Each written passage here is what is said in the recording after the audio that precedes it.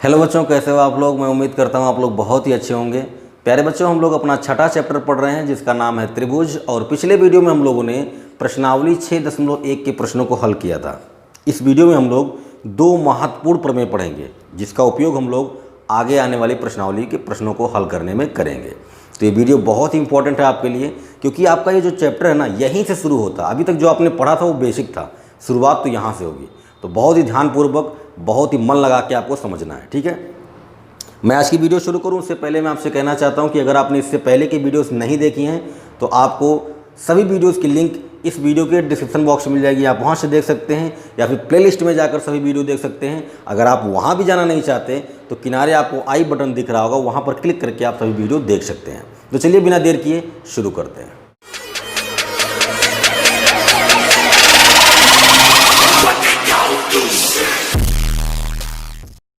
प्यारे बच्चों, बात करते हैं पहले प्रमेय की। पहले प्रमेय की बात करें तो इसका नाम है आधारभूत समानुपातिकता का प्रमेय। इसको हम लोग अंग्रेजी में बोलते हैं बेसिक प्रोपोर्शनलिटी थ्योरम, और शॉर्ट फॉर्म में इसे कहा जाता है बीपीटी। जहां भी हमें आधारभूत समानुपातिकता का प्रमेय बोलने की ज़रूरत होगी वहां पर हम इसे बीपीटी बोलेंगे। भाई, इतना लंबा नाम लेने की क्या ज़रूरत है। अगर बीपीटी कहने से आप समझ रहे हैं कि बात आधारभूत समानुपातिकता के प्रमेय की हो रही है तो इतना लंबा नाम क्यों लेंगे, हम लोग इसे बीपीटी बोलेंगे, ठीक है। तो ये तो हो गई बात आधारभूत समानुपातिकता के प्रमेय की, कि जब भी हमें ज़रूरत होगी आगे तो हम इसे क्या बोलेंगे, बीपीटी बोलेंगे। अब बात करते हैं कि आखिर ये प्रमेय कहता क्या है। ये प्रमेय कहता है कि यदि किसी त्रिभुज की एक भुजा के समांतर अन्य दो भुजाओं का भिन्न भिन्न प्रतिच्छेद करने के लिए एक रेखा खींची जाए तब अन्य दोनों भुजाएं एक ही अनुपात में विभाजित हो जाती हैं। तो मतलब समझो इसका। मैंने कह दिया कि मेरे पास एक त्रिभुज है ABC, ठीक है। मेरे पास एक त्रिभुज है ABC। कह रहा है कि किसी त्रिभुज की एक भुजा के समांतर, अब इसमें से तीन भुजाएं हैं तो इसमें से आप कोई भी भुजा ले सकते हो। जो जैसे मैंने कहा कि मैं भुजा BC की बात कर रहा हूँ, ठीक है, मैं भुजा BC की बात कर रहा हूँ। तो कह रहा है कि एक भुजा के समांतर अन्य दो भुजाओं का भिन्न भिन्न प्रतिच्छेद करने के लिए, तो अगर आप BC की बात कर रहे हैं तो अन्य दो भुजाएं कौन सी होंगी, AB और AC, ये तो दोनों होंगी। और अगर आप AB की बात करेंगे तो अन्य दोनों भुजाएं कौन सी होंगी, AC और BC। अगर आप AC की बात करेंगे तो अन्य दोनों भुजाएं AB और BC होंगी। तो मैंने BC की बात की है तो अन्य दोनों भुजाएं कौन सी हैं, AB और AC, ठीक है। तो कह रहा है कि एक भुजा के समांतर अन्य दो भुजाओं का भिन्न भिन्न प्रतिच्छेद करने के लिए एक रेखा खींची जाए, एक रेखा खींची जाए। तो खींच लेते हैं, ठीक है। देखो, मान लीजिए कि AB का प्रतिच्छेद बिंदु क्या है, D है, और AC का प्रतिच्छेद बिंदु E है, ठीक है। उसने कहा है कि एक भुजा के समांतर, अगर आप इस भुजा की बात करें तो इस भुजा के समांतर आप एक रेखा खींच दीजिए, कौन सी, DE। ये आपको इस प्रमेय में दिया गया है, ठीक है। तब कह रहा है कि अगर आप इसको इसके समांतर खींचते हैं तो ये क्या करता है, अन्य दोनों भुजाओं को यानी AB और AC को समान अनुपात में विभाजित कर देता है। कहने का कुल मतलब ये है कि आपको दिया गया है, क्या दिया गया है, आपको दिया गया है ये जो DE है ना, ये जो DE है ये समांतर है किसके, BC के। अब आप ये मत सोचिएगा कि मैंने DE को BC के समांतर क्यों किया। आप किसी भी भुजा के समांतर ले सकते हैं। मैंने BC के समांतर इसको खींचा है, आप चाहते तो AB के समांतर खींच देते यहाँ पर, आप चाहते AC के समांतर खींच देते यहाँ पर, ठीक है। तो किसी एक भुजा के बारे में उसने बात किया था तो मैंने BC की बात कर ली, ठीक है। ये आपको दिया गया है कि भाई DE जो है वो क्या है, BC के समांतर है, ठीक है, ओके। आपको सिद्ध क्या करना है, आपको सिद्ध करना है, आपको सिद्ध करना है। क्या सिद्ध करना है, देखो, इसने कहा कि अगर आप किसी एक भुजा के समांतर कोई एक रेखा खींचते हैं तो ये रेखा क्या करती है, अन्य दोनों भुजाओं को समान अनुपात में विभाजित कर देती है। कहने का कुल मतलब ये है कि आपको सिद्ध करना है AD बटा DB, AD बटा DB बराबर AE बटा EC, AE बटा EC।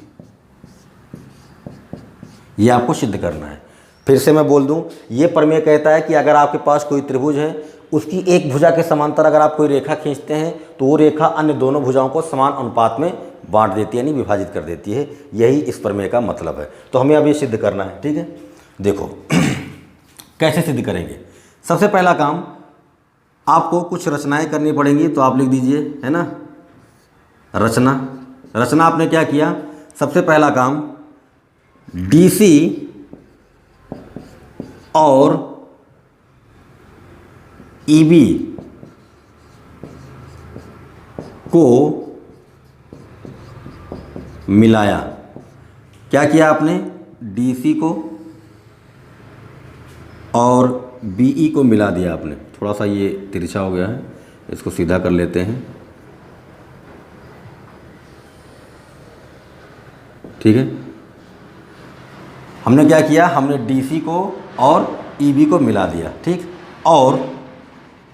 और एक काम और करते हैं, इस D पॉइंट से मैंने एक लंब खींच दिया, DM। क्या किया, हमने एक लंब खींचा DM। किस भुजा पर खींचा है, ये DM जो खींचा गया है वो AC पर खींचा गया है। तो DM लंब है किस पर, AC पर। तथा यहाँ से भी हमने एक लंब खींचा, यहाँ से भी हमने एक लंब खींचा, है ना। मान लो इसको N, तो यहाँ से हमने लंब खींचा EN, किस पर, ये AB पर है। इतना समझने में आपको कोई भी प्रॉब्लम नहीं हुई होगी, है ना। कुछ नहीं किया भाई, D को C से मिला दिया, E को B से मिला दिया, उसके बाद D से मैंने लंब खींच दिया DM, किस भुजा पर, AC पर, और E से मैंने लंब खींच दिया EN, किस भुजा पर, AB पर, ठीक। इतना काम हमने कर लिया। अब देखो, ध्यान से देखो, अब बात करते हैं उपपत्ति की, ठीक है, यानी प्रूफ की। सबसे पहले मैं बात करने वाला हूं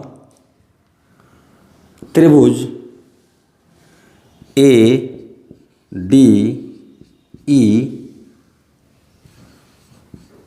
के क्षेत्रफल की। त्रिभुज ADE का क्षेत्रफल,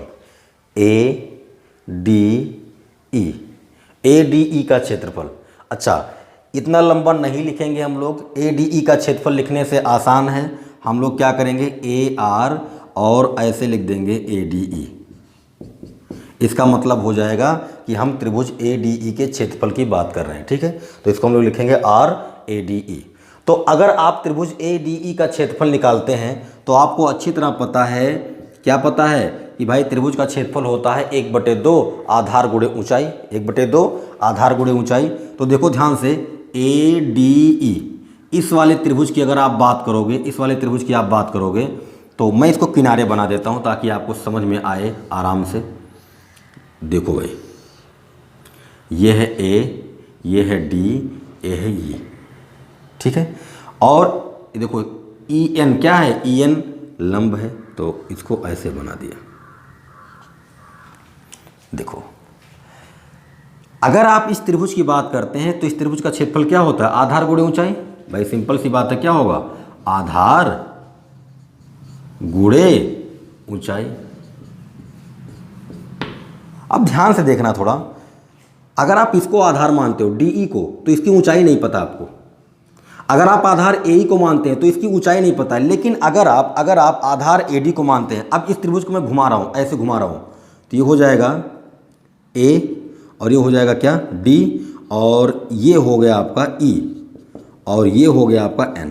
और आपको साफ साफ दिख रहा होगा कि अगर हम इस त्रिभुज की बात कर रहे हैं तो इसका आधार हो जाएगा AD और इसकी ऊंचाई हो जाएगी EN। बात समझ में आई। तो अगर आप ADE के क्षेत्रफल की बात कर रहे हैं तो आधार किसकी बात करेंगे, AD की। तो ये हो गया 1/2 इंटू AD इंटू ऊंचाई क्या हो जाएगी भैया, EN। बात समझ में आई। कुछ नहीं है, हमने सिंपल सा काम किया, क्या कि भाई ADE की अगर आप बात कर रहे हैं तो आधार होना चाहिए आपके पास और ऊंचाई होनी चाहिए। तो ऊंचाई कौन बताएगा, ऊंचाई EN बताएगी, ठीक है, EN बताएगी। तो ये हो गई ऊंचाई और आधार, अगर EN ऊंचाई है तो आधार AD हो जाएगी, ठीक है। तो ये हो गया त्रिभुज ADE का क्षेत्रफल, ठीक है। अब आप बात करेंगे त्रिभुज DEB के क्षेत्रफल की, त्रिभुज DEB इस वाले त्रिभुज के क्षेत्रफल की बात करें तो जाहिर सी बात है ये भी होगा 1/2 आधार गुणे ऊंचाई। तो सबसे पहले आधार पता करेंगे और फिर ऊंचाई निकालेंगे, ठीक है। तो देखो ध्यान से देखो, अगर मैंने कहा कि भाई मेरे पास ये त्रिभुज है, ये त्रिभुज है, ये हो गया D, ये हो गया E और ये हो गया B, ठीक है। ये त्रिभुज है DEB, इसको मैंने ऐसे बना लिया, इस वाले त्रिभुज को मैंने ऐसे घुमा के यहाँ पर रख दिया। अब अगर आप इस त्रिभुज का क्षेत्रफल निकालना चाहते हैं तो मान लीजिए कि ये हो गया आधार, ये हो गया आधार, तो भैया ऊंचाई चाहिए, ऊंचाई। तो ऊंचाई कैसे पता चलेगी? आप इस वाले लाइन को पीछे बढ़ा दो और यहाँ से आप लंब डाल दो। ये जो मान लो ये EN है, तो EN जो होगा वो क्या करेगा? इस त्रिभुज की ऊंचाई को बताएगा। ध्यान से देखो, आप ध्यान से देखो, DEB ये त्रिभुज हो गया, D को पीछे बढ़ाया, इसे लंब डाला क्या? EN। यही EN क्या करेगा? इस वाले त्रिभुज की ऊंचाई को बताएगा। जो बात मैंने यहाँ पर आपको समझाया वो वहाँ पर दिख रहा होगा आपको। EN क्या होगा? EN इस वाले त्रिभुज की ऊंचाई है ना। तो देखो 1/2 आधार क्या हो गया भाई? DB और ऊंचाई क्या हो गई? EN। बात समझ में आई? कुछ नहीं है, बस आपको आराम से समझना है। जब मैं इस वाले त्रिभुज की बात करूँगा तो मुझे पता होना चाहिए कि इस त्रिभुज की ऊंचाई क्या है। तो ऊंचाई पता करने के लिए मैंने क्या किया? मैंने E से लंब डाल दिया EN और D को पीछे बढ़ाया। तो ये जो EN है वो इस त्रिभुज की क्या करेगा? ऊंचाई को बताएगा, ठीक है।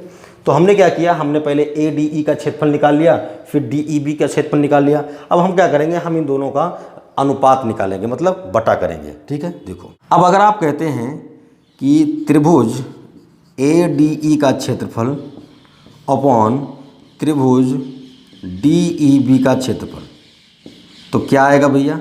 ADE का क्षेत्रफल आपको कितना मिला है? 1/2 AD गुणे में कितना?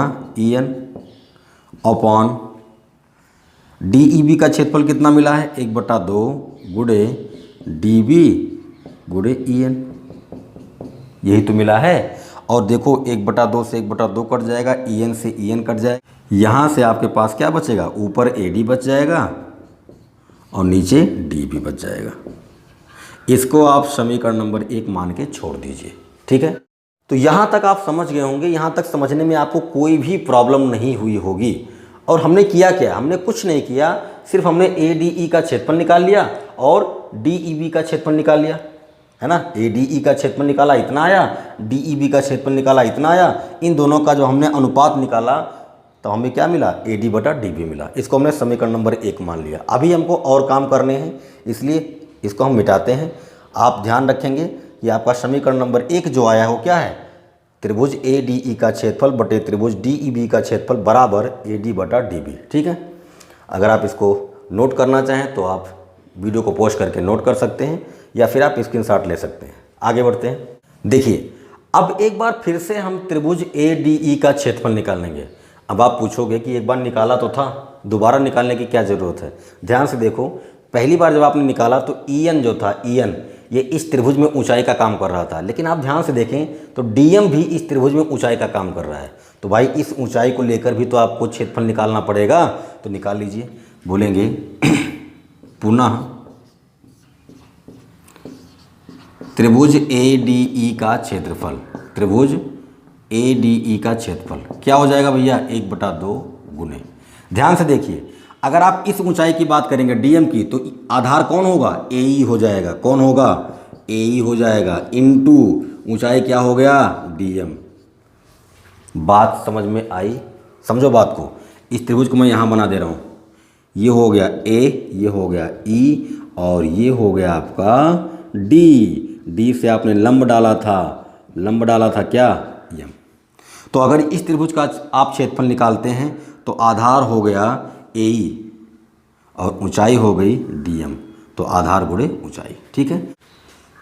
तथा अब की बार निकालेंगे DEC का क्षेत्रफल, DEC का क्षेत्रफल।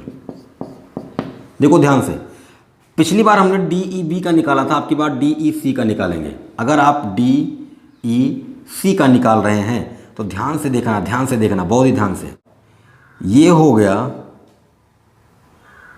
ई और ये हो गया क्या, सी, ठीक है। और ये मान लीजिए ये हो गया क्या, डी। देखो ना, डी ई सी, डी ई सी। अब देखो, अगर आपको इस त्रिभुज का क्षेत्रफल निकालना है, इस त्रिभुज का, तो अगर आधार ईसी हो गया, अगर आधार ईसी हो गया तो ऊंचाई भी तो पता होनी चाहिए। ये इसकी ऊंचाई नहीं है, ये इसकी ऊंचाई नहीं है, तो क्या करेंगे, इस वाले को पीछे बढ़ाएंगे और यहाँ से एक लंब डालेंगे और वो लंब मान लीजिए डीएम है, तो ये ऊंचाई हो गई और ये आधार हो गया। अभी हम लोगों ने जब डीईबी का क्षेत्रफल निकाला था तो यही काम किया था। आपको बस समझने की ज़रूरत है कि डीईसी के बारे में जब आप बात करेंगे तो अगर ये आधार है तो इसकी ऊंचाई आपको पता होनी चाहिए। और इसकी ऊंचाई कौन बताएगा, यहाँ से जो लंब डाला गया है इस वाली भुजा पर डीएम, यही इस त्रिभुज की ऊंचाई को बताएगा। तो डीएम क्या हो गया, इस त्रिभुज के लिए ऊंचाई हो गया, और ईसी क्या हो गया, आधार हो गया। तो इसका क्षेत्रफल आया 1/2 गुना AC गुना DM, ठीक है। तो अब की बार हमने क्या किया, ADE का क्षेत्रफल निकाला DM को ऊंचाई मान के, तो DM अगर ऊंचाई हो गया तो AE क्या हो जाएगा, आधार हो जाएगा। और DEC का क्षेत्रफल निकाला, EC क्या हो गया, आधार, तो DM क्या होगा इसके लिए ऊंचाई हो जाएगा, ठीक है। तो वही काम करेंगे, त्रिभुज ADE का क्षेत्रफल बटे त्रिभुज DEC का क्षेत्रफल बराबर कितना हो गया भैया, 1/2 गुने AE गुने DM बटे में 1/2 गुने EC गुने DM। DM से DM कट गया, 1/2 से 1/2 कट गया। यहाँ से आ गया त्रिभुज ADE का क्षेत्रफल बटे में त्रिभुज DEC का क्षेत्रफल बराबर AE बटे कितना, EC। इसको आप समीकरण नंबर 2 मान लीजिए, ठीक है। इतनी बात समझ में आ गई। आपको सिद्ध क्या करना है, आपको सिद्ध करना है AD बटे DB बराबर AE बटे EC। तो ध्यान से देखो, पहला समीकरण AD बटा DB है और दूसरा समीकरण AE बटा EC है।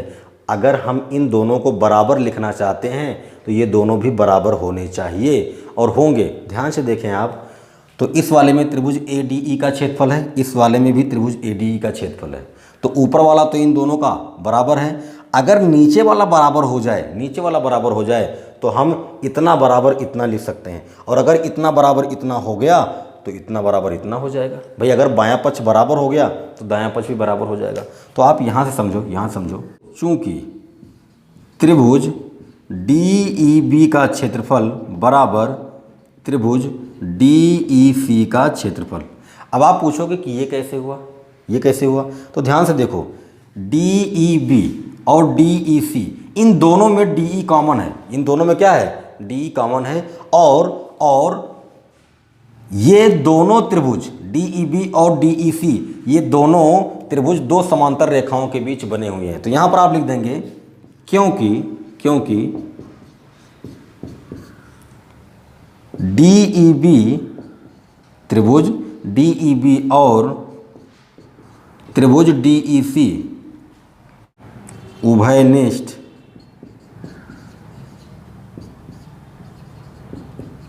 आधार और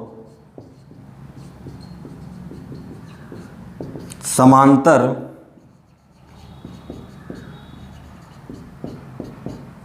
भुजाओं के बीच बने त्रिभुज है। बात आई समझ में। कुल मिला के बात इतनी है कि DE और BC क्या हैं, दोनों समांतर हैं। और आप DE की बात करो तो DEB इस वाले त्रिभुज में भी है और DEC इस वाले त्रिभुज में भी है। तो DE तो दोनों में उभयनिष्ठ हो गया, और दोनों त्रिभुज दो समांतर रेखाओं के बीच बने हैं। इसलिए ये वाला जो त्रिभुज है इसका क्षेत्रफल बराबर इस वाले त्रिभुज के क्षेत्रफल के बराबर हो जाएगा। कहने का कुल मतलब यह है कि ये वाला क्षेत्रफल इस वाले क्षेत्रफल के बराबर हो गया, और अगर हो गया तो ये पूरा इस पूरे के बराबर हो जाएगा। हमारा काम बन गया, ठीक। तो लिखेंगे समीकरण 1 और 2 से समीकरण एक क्या है, त्रिभुज ए डी ई का क्षेत्रफल बटे त्रिभुज डी ई बी का क्षेत्रफल बराबर त्रिभुज ए डी ई का क्षेत्रफल बटे त्रिभुज डी ई सी का क्षेत्रफल। इसका मान कितना था, ए डी बटा डी बी, और इसका मान कितना था, ए ई बटा ई सी। यही आपको सिद्ध करना था। बात समझ में आ गई? तो ये तो हमने सिद्ध कर लिया। आपके एग्ज़ाम में ये प्रमेय डायरेक्ट पूछा जा सकता है। आपसे कह देगा कि आधारभूत समानुपातिकता का प्रमेय क्या कहता है, कथन सहित सिद्ध कीजिए।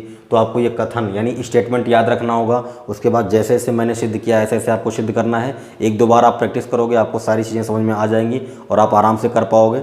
या फिर कभी कभी ये पूरा कथन स्टेटमेंट दे देता है तो आपको सिद्ध करना होता है, ठीक है। तो किसी तरह से पूछ सकता है आपसे, तो आप बिल्कुल तैयार रहिएगा। दूसरी बात, और इस रिजल्ट की बात करें, जो रिजल्ट हमें मिला है इसकी बात करें, तो अब इसका यूज हम लोग डायरेक्ट क्वेश्चन में करेंगे। अब बार बार ये थोड़ी प्रूफ करने जाएंगे कि भाई अगर कोई आपको त्रिभुज दी जाए, उसकी एक भुजा के समांतर कोई रेखा खींची जाए तो वो रेखा अन्य दोनों भुजाओं को बराबर अनुपात में बांटती है। ये तो हमने सिद्ध कर लिया ना।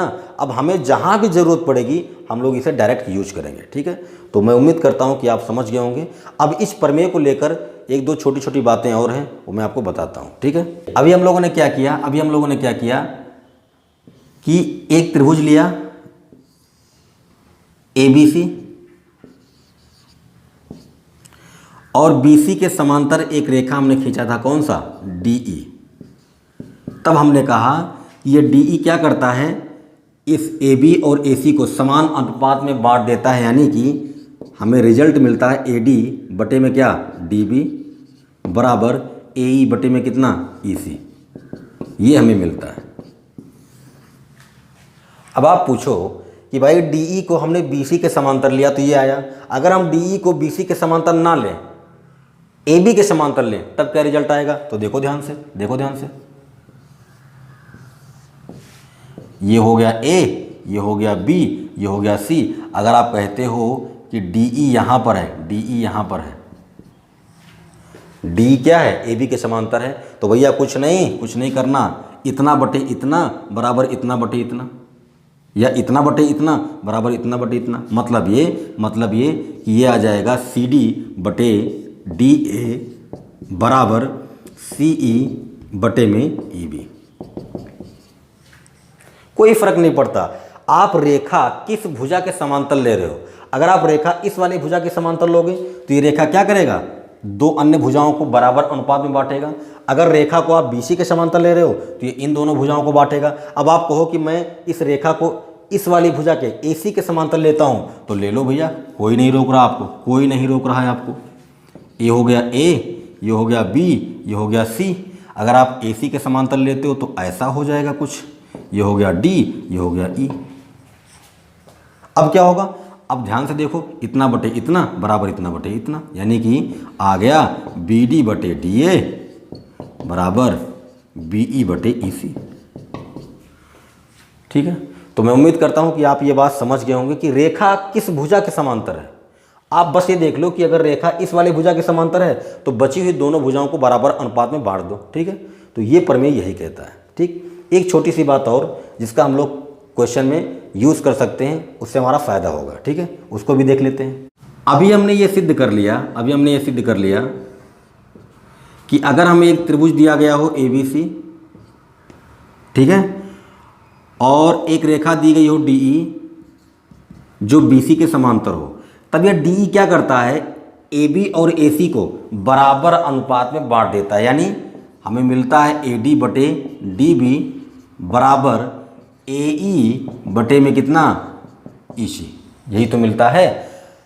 एक काम करते हैं, यहाँ से हम एक और रिजल्ट निकालते हैं, एक और निष्कर्ष निकालते हैं। देखो कैसे, अगर मैं इधर बाएं साइड में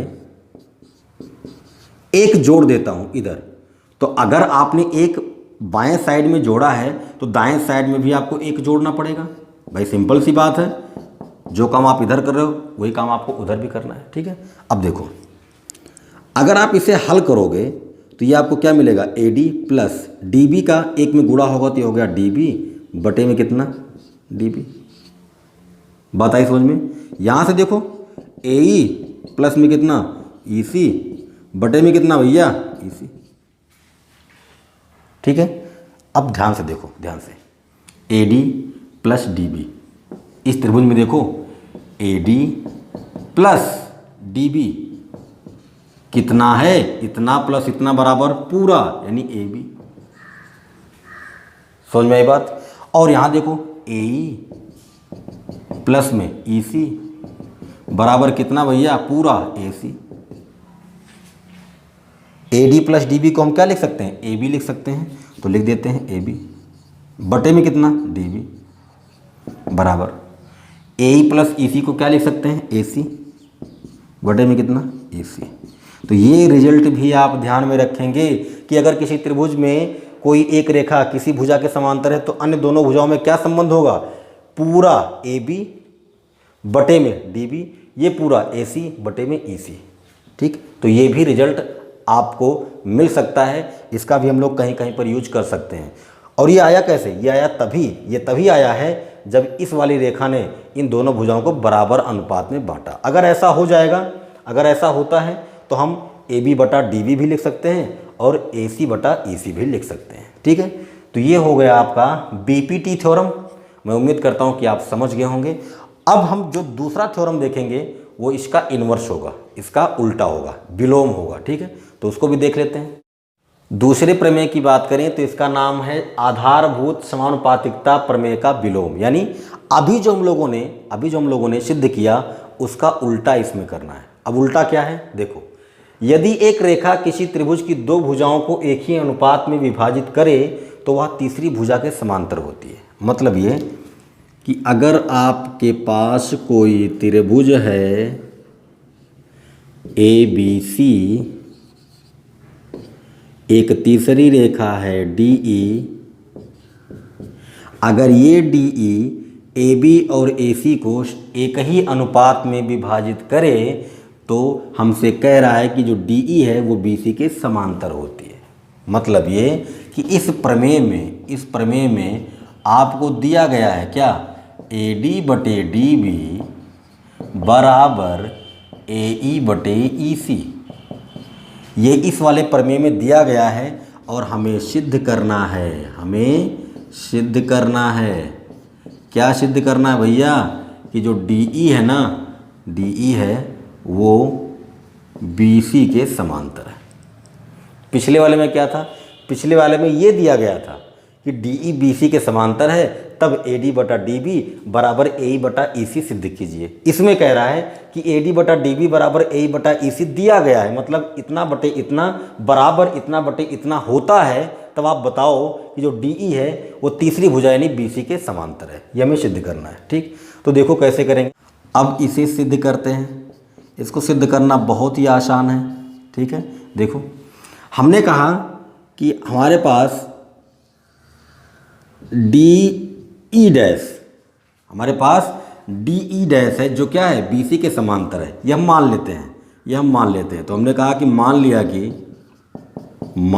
कि डी ई डैश समांतर है किसके, बी सी के। ये हमने मान लिया। ठीक, अब देखो हमें ये नहीं पता कि डी ई बी सी के समांतर है, लेकिन हमने ये मान लिया कि डी ई डैश जो है वो क्या है, बी सी के समांतर है। और अगर ये इसके समांतर है तो अभी हम लोगों ने बीपीटी थ्योरम पढ़ा, आधारभूत समानुपातिकता का प्रमेय पढ़ा। उसमें हमने क्या देखा कि अगर कोई रेखा त्रिभुज की किसी भुजा के समांतर है तो वो क्या करती है, अन्य दोनों भुजाओं को बराबर अनुपात में बांट देती है। ठीक है, तो ध्यान से देखो क्या हो जाएगा, तब ए डी बटे डी बी, ए डी बटे में क्या डी बी बराबर, अगर ये रेखा इस वाली भुजा के समांतर है तो ए डी बटा डी बी बराबर ए ई डैश बटे में ई डैश सी। ये कैसे हुआ, ये तो हो गया बीपीटी से। अभी हम लोगों ने पढ़ा ना कि अगर कोई रेखा किसी त्रिभुज की एक भुजा के समांतर है तो रेखा अन्य दोनों भुजाओं को बराबर अनुपात में यानी एक ही अनुपात में बांट देती है। मतलब अगर D E dash B C के समांतर है, डी ई डैश BC के समांतर है तो ये क्या करेगा, AB और AC को बराबर अनुपात में बांटेगा, मतलब AD बटा DB बराबर AE डैश बटे E डैश C हो जाएगा। ठीक है, ध्यान से देखो, ध्यान से देखो, इसको आप मान लो फर्स्ट, इसको आप मान लो सेकंड। ध्यान से देखो, इसका बायां पक्ष इसके बाएं पक्ष के बराबर है तो जाहिर सी बात है दायां पक्ष के बराबर होना चाहिए। ठीक है, बोलोगे समीकरण 1 और 2 से क्या हो जाएगा, AE बटे EC बराबर AE डैश बटे E डैश C, यही आएगा। ये कब संभव है, ये कब संभव है? अब आप खुद देखो कि AE बटे EC बराबर AE डैश बटे E डैश C, अगर ये दोनों बराबर आ रहे हैं तो इसका मतलब यही होगा कि भैया E डैश और E एक दूसरे के ऊपर है, मतलब एक ही बिंदु है, एक ही बिंदु है। यहाँ से हमें ये निष्कर्ष मिलता है कि E और E डैश क्या हैं, समपाती हैं, यानी कोइंसाइड हैं, समपाती हैं। समपाती का मतलब होता है कि एक के ऊपर दूसरा, मतलब E और E डैश में कुछ भी अंतर नहीं है, दोनों एक ही बिंदु हैं। ठीक है, ये दोनों बराबर तभी होंगे जब E और E डैश क्या हों, समपाती हों। और हमने माना क्या था, हमने माना था कि DE डैश BC के समांतर है। अगर DE डैश BC के समांतर है और E डैश E के समपाती है तो हम कह सकते हैं कि DE क्या है, BC के समांतर है। यहाँ से हो जाए DE डैश समांतर है BC के, ये तो हमने मान लिया था। अगर DE डैश BC के समांतर है और E डैश E के समपाती है, मतलब E और E डैश में कुछ भी अंतर नहीं है, दोनों बराबर हैं, दोनों एक ही बिंदु पर हैं, तो हम कह सकते हैं कि DE जो है वो किसके समांतर है, BC के समांतर है। और यही हमें सिद्ध करना था, बताइए सोच में। तो इस प्रमेय में ऐसा कुछ नहीं था, ये पहले वाले प्रमेय का उल्टा था। एक बार मैं आपको फटाफट फिर से समझा देता हूँ। ये प्रमेय कह रहा है कि यदि एक रेखा किसी त्रिभुज की दो भुजाओं को एक ही अनुपात में विभाजित करे तो वह तीसरी भुजा के समांतर होती है। मतलब अगर DE AB और AC को बराबर अनुपात में बांटती है, मतलब AD बटा DB बराबर AE बटा EC के रूप में बांटती है, तब हमें सिद्ध करना था कि DE क्या है, BC के समांतर है। इसके लिए हमने क्या किया, इसके लिए हमने DE डैश एक अलग पॉइंट लिया E डैश, और DE डैश को हमने BC के समांतर मान लिया। अगर DE डैश BC के समांतर है तो यहाँ से हम BPT थ्योरम लगा सकते हैं, यानी आधारभूत समानुपातिकता का प्रमेय लगा सकते हैं। वो प्रमेय कहता है कि अगर ये रेखा इस भुजा के समांतर है तो ये रेखा क्या करेगी, दो अन्य भुजाओं को बराबर अनुपात में बांट देगी। तो DE डैश ने क्या किया, AB और AC को बांट दिया, तो क्या मिला हमें, AD बटा DB बराबर AE डैश बटा E डैश C। ठीक है, इसको हमने समीकरण नंबर 2 मान लिया। अब देखो समीकरण 1 हमें दिया गया था और समीकरण 2 हमें मिलाइए, इसका बायां पक्ष इसका बायां पक्ष, ये दोनों बराबर हैं, तो अगर बाएं पक्ष इनके बराबर है, दाएं पक्ष भी बराबर होगा, मतलब AE बटा EC बराबर A डैश बटा E डैश C, ये दोनों बराबर हो। अब ये दोनों बराबर कब हो सकते हैं, ये कैसे संभव है? ये तभी संभव है जब E और E डैश दोनों क्या हो, समपाती हो, मतलब दोनों में कुछ भी अंतर ना हो, दोनों एक ही बिंदु पर हो। तो अगर E और E डैश समपाती हैं तभी ये दोनों बराबर होंगे। और अगर E और E डैश में कुछ भी अंतर नहीं है तो आपने DE डैश समांतर BC माना था ना, तो अगर DE डैश BC के समांतर है तो DB क्या होगा, BC के समांतर होगा। तो ये दोनों ही प्रमेय बहुत ही महत्वपूर्ण हैं। आप क्या करेंगे, आप इन प्रमेयों को नोट करेंगे, ध्यानपूर्वक समझेंगे, क्योंकि आगे प्रश्नावली में हम लोग इसका प्रयोग करने वाले हैं और डायरेक्ट आपकी परीक्षा में भी पूछे जा सकते हैं। ठीक है, तो लापरवाही बिल्कुल मत कीजिएगा, आपको एक एक पॉइंट ध्यानपूर्वक समझना है। ठीक है, और अपनी कॉपी में ज़रूर लिखेंगे आप। एक बात मैं आपको और बता दूं, ये दोनों प्रमेय जो हम लोगों ने यहाँ पर पढ़े हैं, इन दोनों प्रमेयों का हम लोग क्या करेंगे, सूत्र के रूप में, फार्मूले के रूप में प्रश्नावली के प्रश्नों को हल करने में यूज करेंगे। ठीक है, ज्यामिति में जो थ्योरम होते हैं, जो प्रमेय होते हैं, वही सूत्र का काम करते हैं। जैसे अभी तक आप बीजगणित पढ़ रहे थे, a+b का होल स्क्वायर, a-b का होल क्यूब, वो क्या थे, वो फार्मूले थे। वैसे जो प्रमेय होते हैं वो ज्यामिति के लिए क्या करते हैं, फार्मूले का काम करते हैं। तो दो फार्मूला हम लोगों ने सीखा, एक कि अगर कोई भी रेखा किसी त्रिभुज की एक भुजा के समांतर है तो वो क्या करती है, दो अन्य भुजाओं को बराबर अनुपात में बांट देती है। और दूसरा हमने सीखा कि अगर किसी त्रिभुज की दो भुजाएं बराबर अनुपात में बढ़ जाती हैं तो रेखा क्या होती है, तीसरी भुजा के समांतर होती है। ठीक है, तो ये दोनों प्रमेय आप ध्यान में रखेंगे। मिलते हैं नेक्स्ट वीडियो में प्रश्नावली 6.2 के प्रश्नों के साथ। तब तक अपना ख्याल रखें। Thank you.